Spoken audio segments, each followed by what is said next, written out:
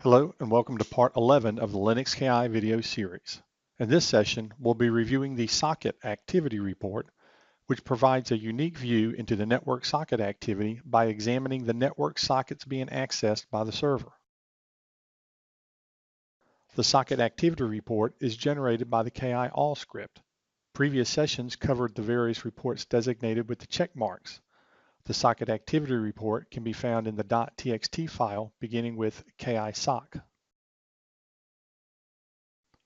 The socket activity report is very similar to the file activity report and is based on the system call events as well as the scheduler events such as sched switch and sched wakeup. LinuxKI does not trace network packets and is not a substitute for other network tracing tools such as Nettle. Also, since it's based on system calls, network activity that is not generated from system calls, such as network activity by kernel daemons, are not included. However, it does provide a new and unique view on the majority of network traffic. The first section shows the top 30 network data flows based on the local IP address and the remote IP address. This list is sorted by system call count and provides a good view into which remote clients the network activity is occurring on. Note that if the remote IP address is blank, that the data flow is likely using UDP protocol. The IP address beginning with 127 is the loopback IP, and the remaining data flows occur on two different local networks with the IP addresses ending in 126 and 69. The read statistics include various system calls that read data from the network, such as read, receive, receive from, and receive message, while the write statistics are based on system calls such as write, send, send to, and send message. Remember, these statistics are not based on network packets, but based on the amount of data read or written across the network.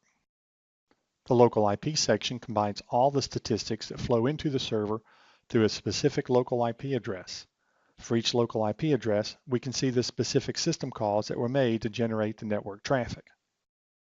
The local IP port section breaks out the data so that we can see the busiest local IP address and port.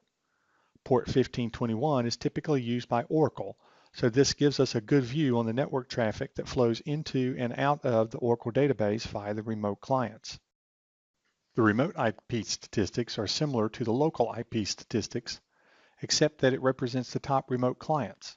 Here we can see which remote servers generate the most network traffic. And we also break out the remote IP statistics based on the remote ports as well. Again, we see port 1521, but here it is a remote port. So while the server being analyzed is an Oracle server, it also communicates with other Oracle servers.